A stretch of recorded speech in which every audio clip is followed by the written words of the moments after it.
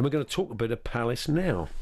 They're on some run. Defensively, they're just sensational. Haven't conceded a goal in their past 7 matches away from Haven't they won Selhurst 10 Park. out of 12 or something like that? 10 hours of football not conceding goals. They'll miss Chris Richards tonight, who's done brilliantly to step in for Chalobah and keep that back three firing. But still, they are at Southampton. You'd expect them to get another result, quite possibly another shutout. But it will be, you would imagine, a little bit turbulent over the weekend. But before we... in the summer, sorry. Let's start on the positives with comedian and Palace fan Elliot Steel. Hi, Elliot. Hello, boys. How you doing? You good? Yeah, I imagine you are. You must be delighted. Look, after that start you had this season, you must have been wondering whether that was just a flash in the plan with Glasner, but they've looked so good subsequently, haven't they? I wish the season was just played in the like we only counted the last, last few games, and then would be amazing. Would be one of the best sides. But unfortunately, every year we have to, go for our thing where we are terrible for the first 10 games, and then, as I always say on the show, and then we get up to 12th, and that's where that position is ours. we could be bottom of the table when we will fight like prime Barcelona to become 12th. You could make it, beyond, you could make it a 10th, you could make it a 9th if things go pear-shaped for a couple of teams. That's right. But, the thing is, unlike maybe some of the Charlton fans of yore, you're not complaining about 12th. But, as we say, once again, it's going to be a difficult summer. The Guehi stories aren't going to go away. Ezra's always going to be in demand. And now we're hearing that, Leipzig are very interested in Oliver Glasner as they go searching for a new coach. So there's always going to be a bit of unrest, isn't there? It's just relentless, isn't it, life? It's just your escapism is football, and then that goes worse than all of you. I feel worse than Glasner going about my girl leaving me. Why you use this as an escapism sport, and then it treats you just so horrifically. If we get an FA Cup and he goes, I think that'll be then he can go. That'll be one of the greatest. That'll be the greatest story ever down at Palace, for sure. Yeah, it's going to be difficult. I mean, you just have to wonder how many times Palace can regenerate, especially without Dougie Freedman. The recruitment at Palace has been wonderful, hasn't it? That's the biggest loss, is Freedman going. That's going to be... No, I think so. But you've got to look. No club sells all their best players, and Palace won't either.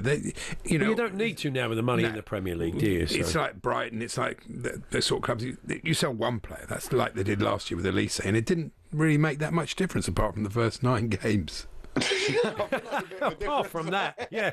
Apart from the, if you take those out, if you take the last 6 of last season, and since then, aren't they top 4, something like that? And wasn't Eze injured for some of that? I mean, he's been missing for some games, and that made a difference as well, didn't it? He was, and he's burst into form over the last few games, really. And he's we all know the ability that he's got, and he was sort of maybe missing out a little bit at the beginning of the season, and but now he's just he's one of the best players we've seen down there for sure. Wharton's a good player too. Yeah, I think he's. I saw watching Will Hughes in the flesh against Fulham last month, not in the cup game, in the league game. I thought he was brilliant. I thought he played so well. He's got all these guys firing, working well as a unit. It's happy days, isn't it? And he's He stepped up so much, Will Hughes, as well. Like, I watched him in a game against City down at Selhurst, and he was just amazing. And to do that against Manchester City, who, I know people are going to go, they've not been on the best form and that, but they are still a massive conglomerate of money and amazing players. And for him to step up against a team like that really shows that he's of Premier League standard, which is what people were saying he wasn't. And, he silenced all of that, which is, it's just incredible that we always just sort of find someone to come through. And we've had so many injuries, as does everyone in the Premier League. So it's not really an excuse this season. But everyone has been sort of filled in a second team for most of the season.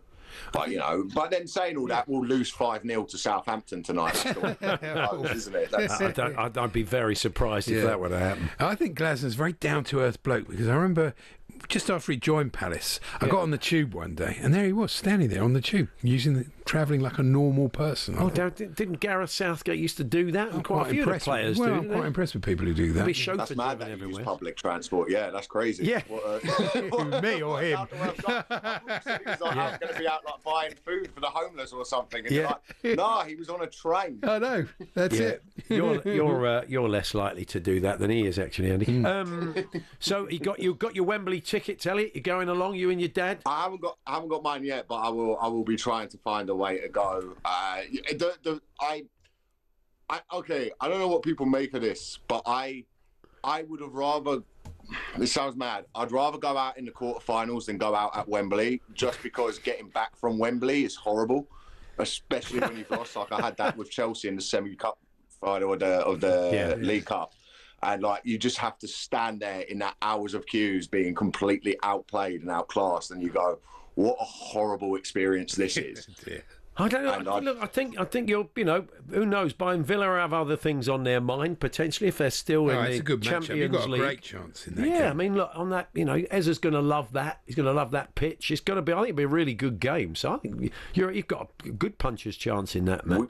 We've really tactically outplayed Villa the last few times as well, and I think Villa are one of the best teams in the league on their day as well. They're incredible, and they're what Emery's done there has been amazing, and their recruitment and the players that they've brought in has been brilliant. So if they do turn up, it will be a good game. But you can't base it on the last game with a cup game at all, can you? Because I was there for when we smashed them last time, but they are a really good side, and they're going to be so up for it as well. Yeah, Wembley will be a factor too. Listening to Glasner talk about Mark Guehi, you kind of do sense if there is going to be one player that goes, it's probably going to be him. There was a lot of interest. He's in and around. They won't get that 70 million though that they wanted last. We should have. I think we should have taken that. Really?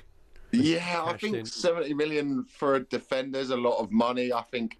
Look, Mark Guehi, no doubt he's an absolutely amazing defender, but there did seem to be a bit of like the Euro tax on that, and it's an English player, so we were probably getting a bit more than we should be for him. At 70 million is an insane. Like Crystal Palace, half our ground is a Sainsbury's. Yeah. 70 million, we could upgrade that to a Waitrose. Oh, yeah. That's the way to look at it. We could do a lot with that money. And if you sold 3 of them, you could have a Fortnum and Masons end. The FM end at Selhurst Park. I did look Selhurst Park, Fortnum and Masons, where the royal family shopping. It's exactly what we want. Imagine all your fans going in there saying, 15 quid for a tin of biscuits? That would be fantastic, wouldn't it? 25 quid for a tree decoration. Oh, they wouldn't be paying those prices. What are you up to comedy-wise at the moment, Elliot? Well, I've got a stand-up special that I self-produced and put out on YouTube, just, hoping it would get a couple thousand views, and it's got like 100,000. So Brilliant. People want to watch that. It's got, hit 100,000 in like just over 2 months. So that's on YouTube. It's called Carrying the Boats.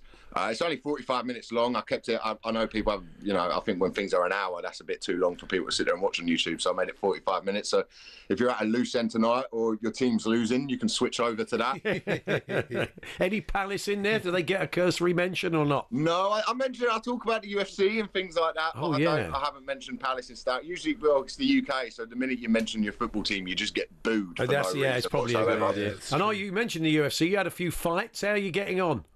Terribly. I was meant to be competing next week, but I'm so overweight that I've had to cancel a jiu-jitsu tournament. He's entered the sumo instead. Yeah, even that I'll probably be a bit over. Well, nice one, Elliot. All the best. Enjoy the game tonight. Lovely, boys. Have a great day. Take care. There's Elliot Steel there, thanks to him. Yeah, he's fine. You'll hear Palace in action this evening at St Mary, Southampton versus Palace. Not on UK TV, so the only place there is on the talkSPORT app. So if you haven't downloaded the app, it's really easy.